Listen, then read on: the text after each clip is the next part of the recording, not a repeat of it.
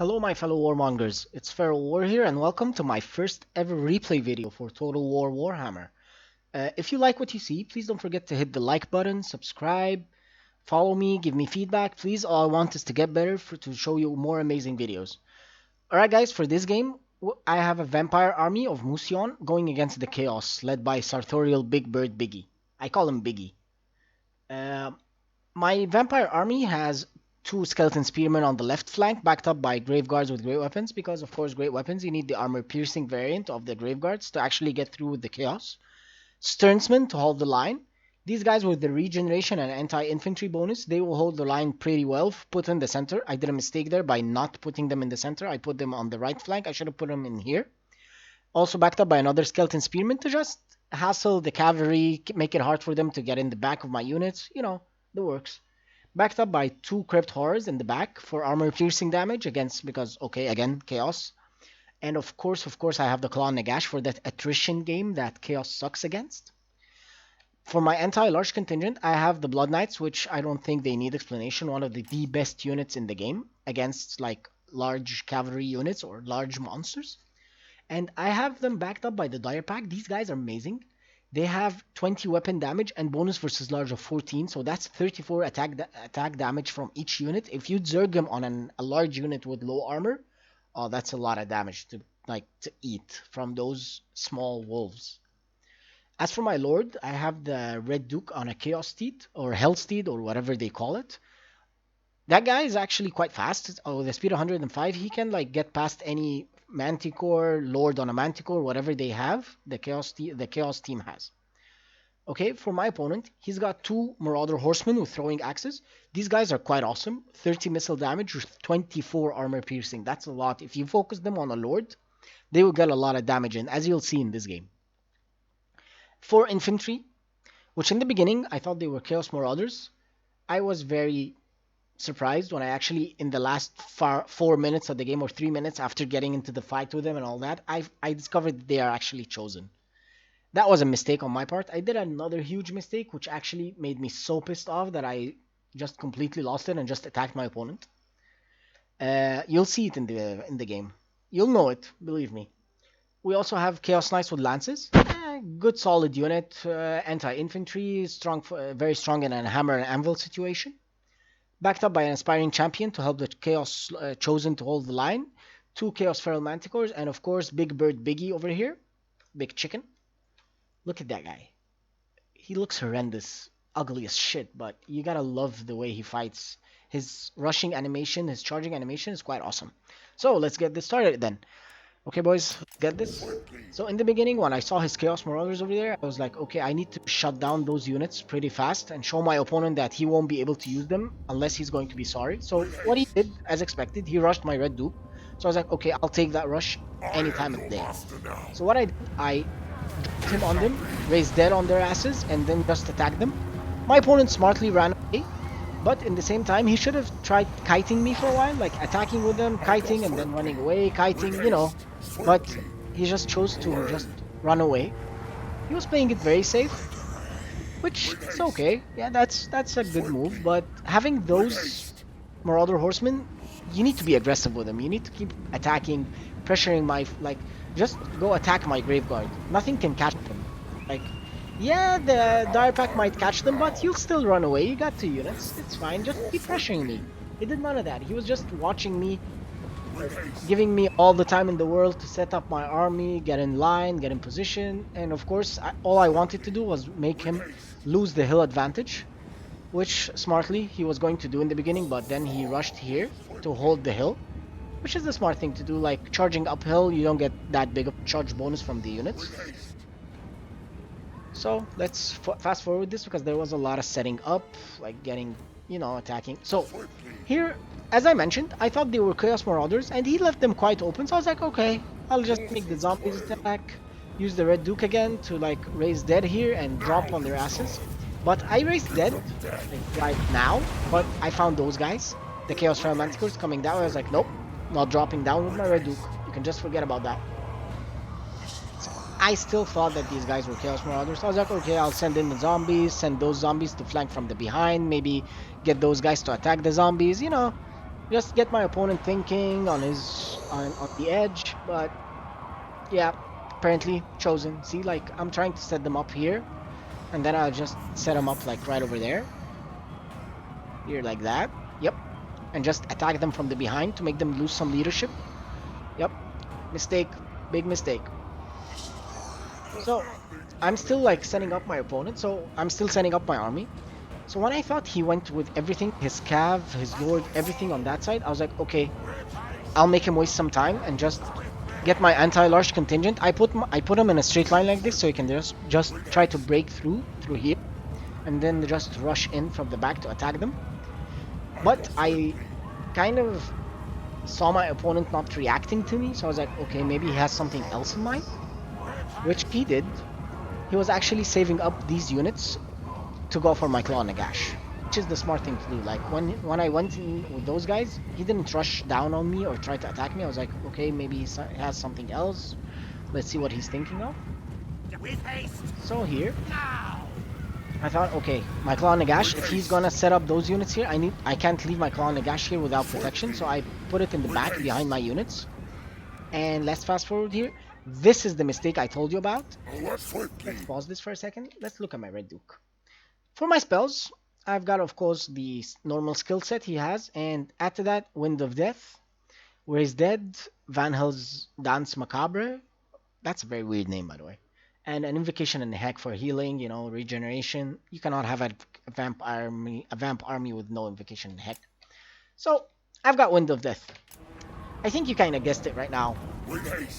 I thought maybe my opponent is not focusing, maybe he's not really, like, you know, microing, he's microing elsewhere. Big mistake. Cast of Wind of Death, lost it completely. At this moment, I kinda, like, just lost control. I was like, fuck it, I lost all my Winds of Death, 28 Winds of Death on this stupid spell that did nothing. So I just rushed in and then okay, fuck it, I'll just rush in and we'll see how it goes. So I went in first with my Skeleton Spearman on this side to keep the Chosen busy. I don't want the Chosen like trying to flank me or backing up this area because I really wanted to win on this flank. Because this flank, he has the Chaos Knights with Lances, Manticore, Sartorial, everything. So I thought, okay, I need to keep this flank busy. So I sent in my Skeleton Spearmen. With their high melee defense, they can hold the line for a while, but I really wanted to send my strong units in this flank. As you can see, the Sternsman, 2 Graveguard with great weapons, and the other Crypt Horror. I put my Claw Nagash right here in that juicy center to get the attrition aura on all of them. See, like, you see the attrition aura hitting them like here. As you can see, it's hitting them at the moment. I'm getting a lot of damage in. So I thought, okay, I'll Zerg in because I need to break down those Chaos Chosen. At this moment, I saw his Chaos Feral Manticores going from the back of my Claw Nagash, so I was like, okay, I need to use my anti-large contingent there to defend it. So I sent in my anti-large contingent, and I found this Skeleton Spearman. I didn't rush in with it, so I thought, okay, maybe it can help them. Which was a good part, which was a good play on my side, and a bad play on my opponent's side. I rushed in with my anti-large contingent, and look at the damage, okay? That Chaos Feral Manticore has a 3,300 health. Let's play, and in exactly 20 seconds, not die, but it's gonna run away. Also with the Red Droop dropping down on his ass, 3,300, dropped down to 1,700 in exactly 10 seconds. He went in with his Lord, which is a good idea. He wants to get the Claw Nagash to die, but at the same time, I don't think if he sees it or not, but he has a very strong contingent. Like, I have a very strong anti-large contingent there. With the Blood Knights, Dire Pack, Skeleton Spearman, and the works, I'm beating his ass right now in the middle here. Let's play this again. He's attacking the Sternsman, which is not a very good idea. He should have focused on the other Graveguards with great weapons. Like, because the Sternsmen are not giving damage, not putting the damage on the Chosen, but still, here, let's slow this down for a second. I saw his Chaos Knights with Lances. They had low leadership, so I was like, I need the turret to kick in. So what I did was, I raised Dead right behind them, so I can get that leadership negative from attack from the rear. So in 1 second, you see like their leadership will drop down and they will rout.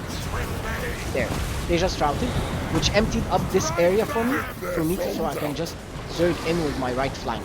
See my right flank, it won. As I told you, I really wanted to win on this flank, so I can just... And the minute I saw him attack with Sartorial, I zerged in on him with everything. I just made a big selection box there and just attacked Sartorial. I wanted mainly the Crypt Horrors to attack him. I thought, okay, I'll just push everything on him. Because I wanted him to suffer from the poison, from the Crypt Horrors. As you can see right now, he has... No, not that guy. He has the Chilling Aura minus 24% speed.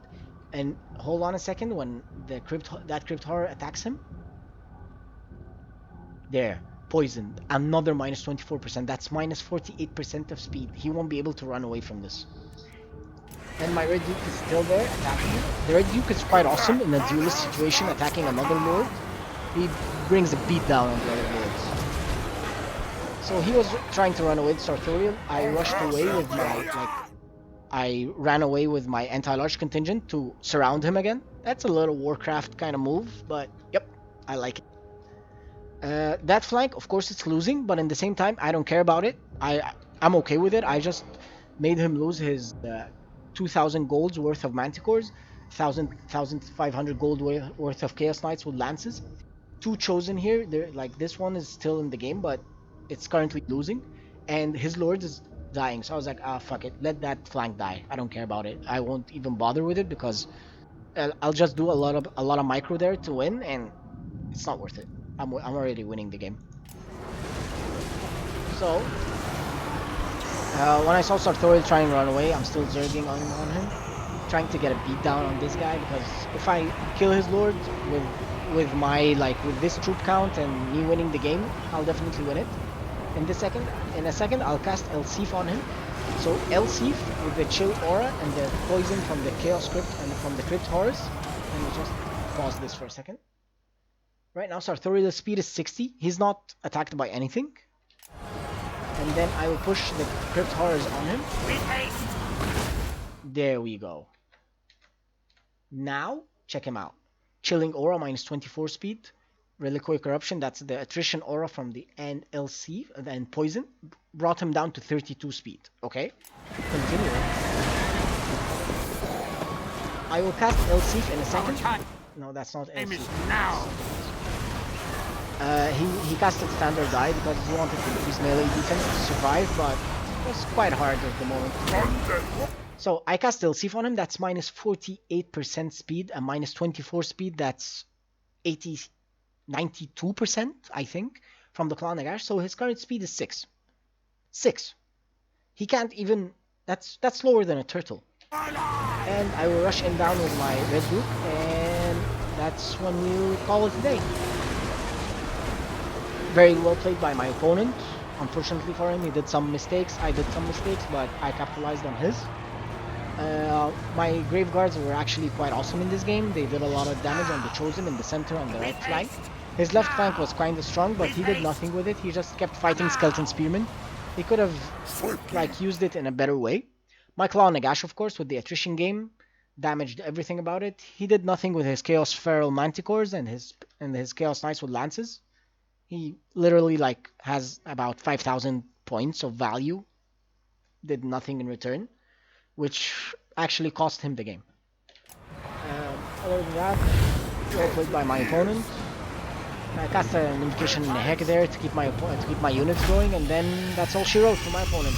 Well played by him, and thank you guys for watching. If you like what you see, please again sub on my channel, like my videos, follow me, comment, give me feedback so I can just get it for all of you. Alright guys, cheers and have a nice day.